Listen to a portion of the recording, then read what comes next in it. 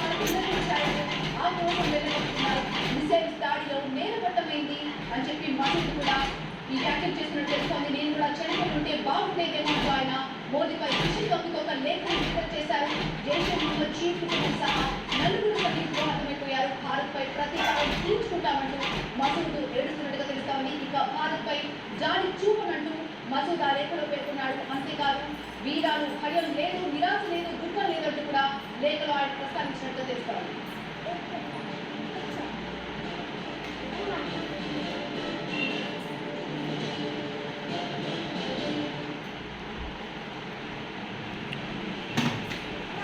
Operation సింధూర్తో నామరూపాలు లేకుండా పోయినటువంటి జైషే మహమ్మద్ కి సంబంధించిన బ్రేకింగ్ న్యూస్ చూస్తున్నాం. మసూద్ అజర్ కుటుంబంలో 14 మంది హతమైపోయారు.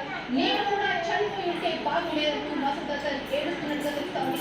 మోదీపై విషయం కప్పుతూ ఒక లేఖని విడుదల చేశారు మసూద్. ప్రధాని మోదీ అన్ని నియమాలు ఉల్లంఘించారంటూ ఆక్రోశం వెళ్ళగప్పుతూ ఒక లేఖని విడుదల చేశారు. మిసైల్స్ దాడిలో నేరమట్టం